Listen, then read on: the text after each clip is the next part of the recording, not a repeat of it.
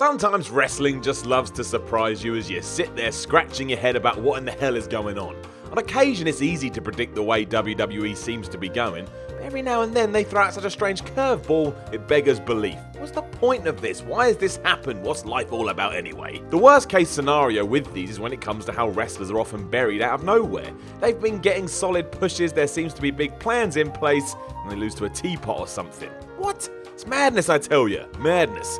I'm Simon from What Culture, and this is the 10 most unexpected WWE burials. Number 10, Baron Corbin. It's impossible right now to know what the WWE brass thinks of Baron Corbin. They clearly like him, but at the same time he's so all over the place you can't be 100% sure. It's like he's got incriminating pictures of Vince McMahon, and every now and then Vince steals those back, only for big boy Baron to go and find more. How am I meant to keep up? At one point he was obviously in the good books because he won the Andre the Giant Battle Royal, beat stars such as Dean Ambrose clean, and won the Money in the Bank ever since he debuted on the main roster. But then there was rumours of heat because of Twitter, and boom! Goodbye briefcase in the most lackluster way possible. It was taken away from him in a way that almost replicated what happened to Damien Sandow in terms of falling flat as he tried and failed to beat Jinder Mahal. And that was that. Made to look like a fool. Number 9, Chavo Guerrero. In 2008, both the ECW and wrestlers like Chavo Guerrero weren't exactly being taken seriously by the WWE. The former wasn't too much of a surprise, but the latter was. Chavo was really good in the ring, yet was often treated like he wasn't. It was weird. It all got terrible at WrestleMania 24. As Guerrero, the champion, headed to the ring to face Kane, well, he knew he wasn't in for a long night because one chokeslam and 11 seconds later, the big red machine had done away with Chavo and was on to new things. It wasn't the worst idea in the world, and since Kane was a big man and Guerrero wasn't, but why we had to bury Eddie's nephew in this way didn't make any sense. Again, he was good, could have been used in multiple ways. Number 8, John Cena. At No Way Out 2009, WWE clearly just decided that surprising everyone was the name of the game. This is why Edge was pinned in the opening Elimination Chamber match almost instantly, which meant we were definitely getting a new WWE champion, and why the same thing kinda happened to John Cena later that night as well. In yet another chamber encounter, World Heavyweight Champ Cena entered the fray. He was out the door in minutes. It did take both a codebreaker, a 619 and a spear to take him out, but this was not the John we were used to seeing. He was barely a factor. It wasn't like he was injured either. This was simply done to shock the crowd, and in doing so, kinda makes Cena look like a fool. But that didn't last long, of course. Number 7, JBL. Not all burial matches have to be a bad thing, and sometimes they're actually done to help everyone involved.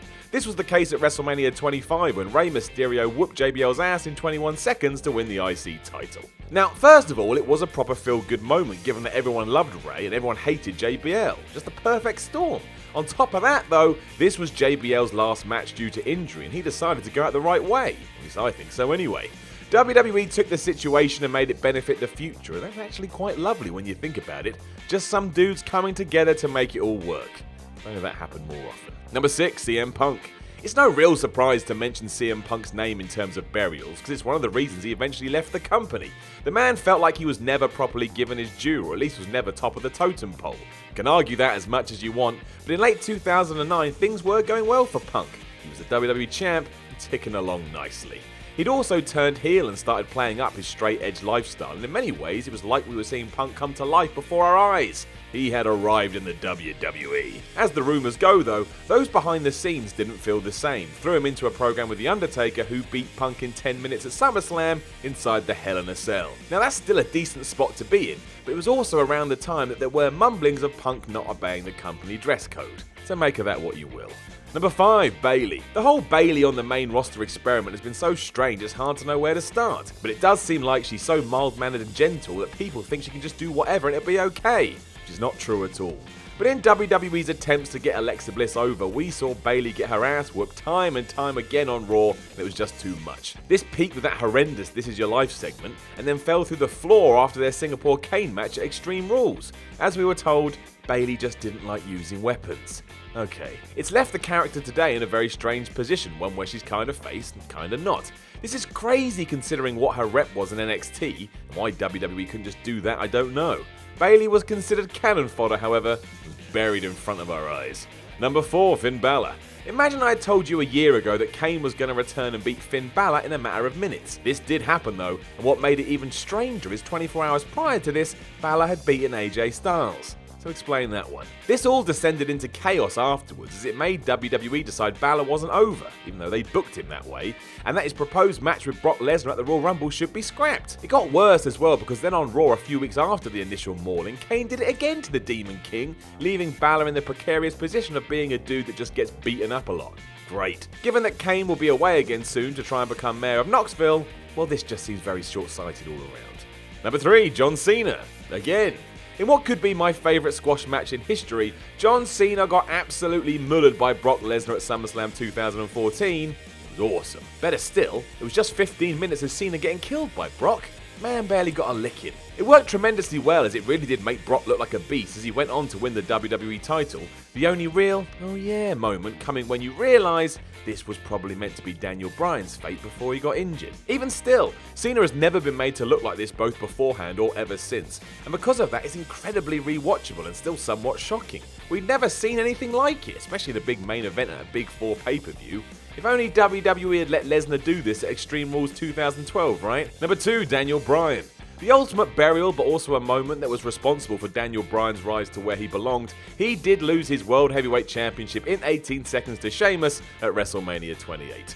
And while in hindsight we can all pretend this was part of some grand plan, it wasn't. The truth of the matter is WWE needed more time for the main attractions later on in the evening, so Bryan had his time cut short. All this did was upset the most hardcore fans, however, who decided to take matters into their own hands. We all know what happened next. So he was buried on this night, no doubt, and it was ridiculous, but it really did help in the long run. Number 1, Brock Lesnar. Another one of those burials that actually did more good than harm as the months went on. Who in the hell thought that a 50-year-old returning Goldberg was going to slay Brock Lesnar in 86 seconds at Survivor Series 2016? No one imagined this was the direction WWE was going to go. What was most impressive was the fact that Vince McMahon was happy to throw his biggest star under the bus, but apparently everyone involved saw value in making Goldberg look like $1 million.